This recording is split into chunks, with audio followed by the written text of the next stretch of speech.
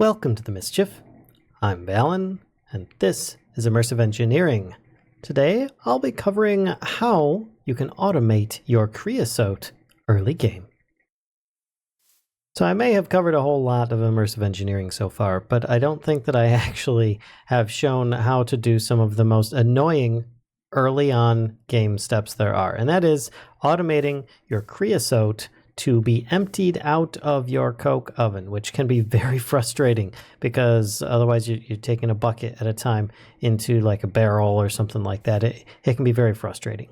So I've got several examples. These aren't exactly ideal setups. That's for you to decide, but I'm going to be showing you some different ideas so that you might best choose what might type work for you.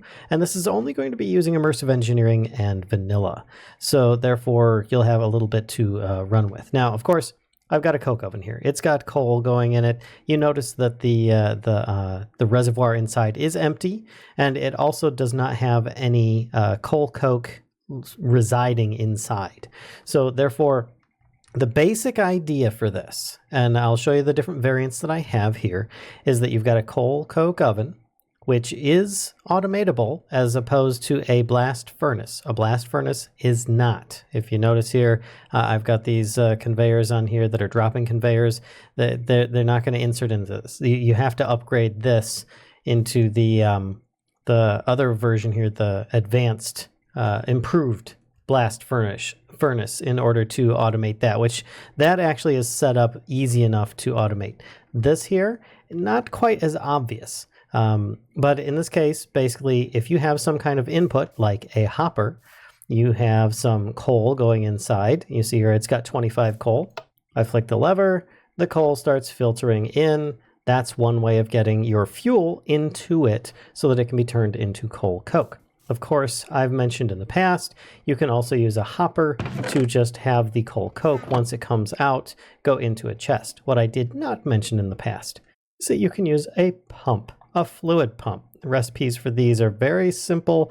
They do require a bit of iron in order to accomplish this, but it does not require steel. So it's early game, does not require power either. You don't have to use power for this. You just need a lever as well as some pipes. Now you can pipe things into like drums or barrels rather, but I would highly recommend not to, because the amount of steel that you're going to need to make all of these different crazy and wonderful items out here is going to be a bit more than you might expect. And therefore, there's going to be a lot of creosote oil that you may not want to waste, or you might just need to get out of the way.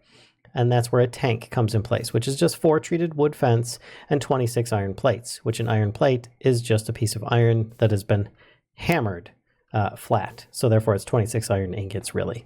And of course, a little bit of wood. So that'll get you this, which will hold 512 buckets of fluid, but in this case, creosote oil. So in order to get this out of it, you just need to take a pump, as I've got here, and I'm going to actually place a couple here. There we go. So I can demonstrate. When you place a pump, it has an input already set on the bottom. If you take your engineer's hammer, you can right click it, turn it to an output, and you can shut it off completely. And you can do that to any of the sides that you want.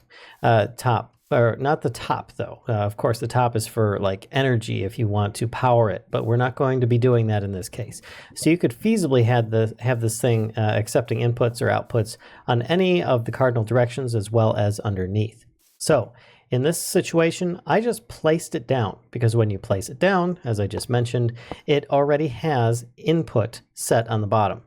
Then you just need to put a lever on top. Now this one is already draining, and in this case I've got a pump over here, and you notice that it is full of creosote. So if I pull this lever, you'll notice that the creosote empties out, the furnace starts igniting again because it's got coal in it, and this starts filling up, as you can see the numbers here when I hold a bucket in my hand. Of course, you just need to have a pipe attached to it, and if you see here, I'm just going to right click and change it to output, and then I'll put a piece of pipe on that. And if you have things connecting. Let's say that you've got stuff in between here that's rather awkward, and you don't want all of this. Just a reminder, you can take your engineer's hammer and just kind of right click the areas you don't want to attach to things if you so desire. And that's just a little brief reminder in case you have already forgotten.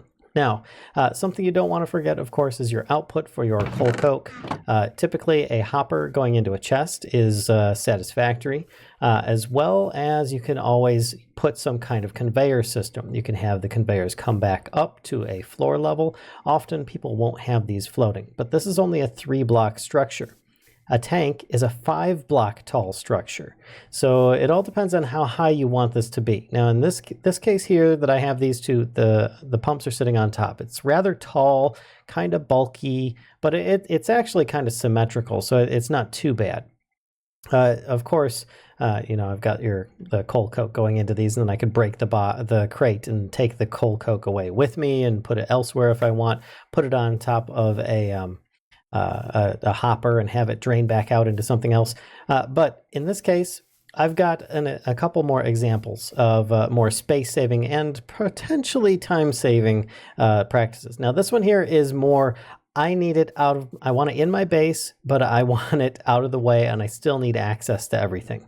Well, you'll have access to about 95% of everything in this case. And I am in game mode 3 right now just to show you what it looks like underneath. So if I go underneath the grass level, see, I'm just like dipping down here. I'm kind of going into a no-clip mode. You can see that there is currently a tank underground, which is also being hooked up to a pump, which has a lever underneath it, carefully set up so that it is not actually touching any of the conveyors, though you can craft conveyors that ignore redstone signals. And in this case, I have a hopper feeding onto an angled conveyor, and it only works in this case because it currently is just jammed between a bunch of blocks. If there was any other openings, the output might actually bounce elsewhere or not even go properly onto that. But you can see here that it basically just comes, let's drop down a little bit more, goes down here, up the ramp, around, and up the other ramp into the chest, as it were. And in this case, there's plenty that you can do with it. It's actually, I set it up so that you can just put your input here, or you can just drop your coal in the top easy enough. You can also take your bucket and access your tank very easily there. Now, of course, if you need to pump it out at the bottom, that might be a bit something else. But often, when you're crafting the treated wood, it's not too bad. You just need like a bucket at a time to make 8 pieces of wood.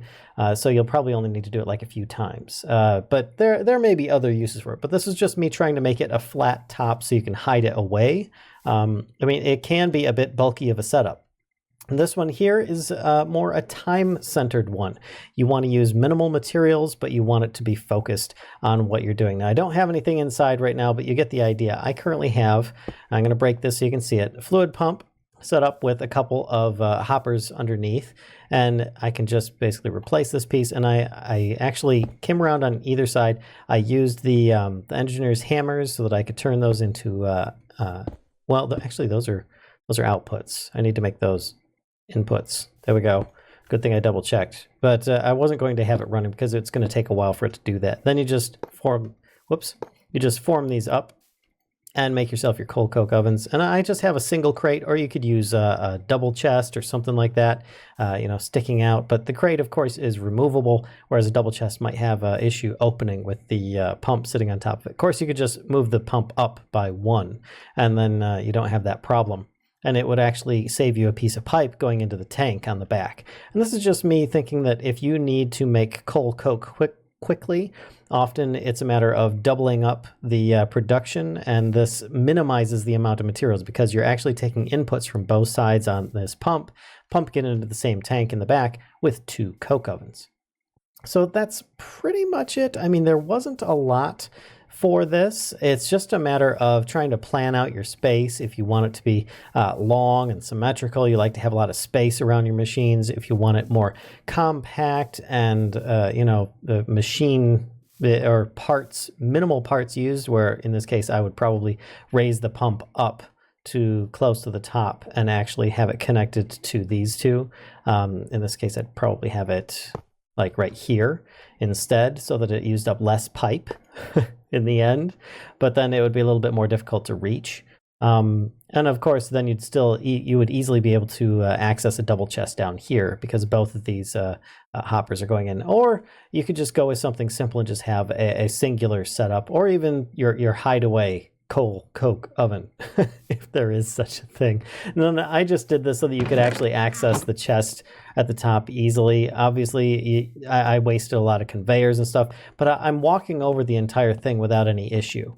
I mean, there's a slight dip here where the pipes are, but it's not enough to actually slow me down at all.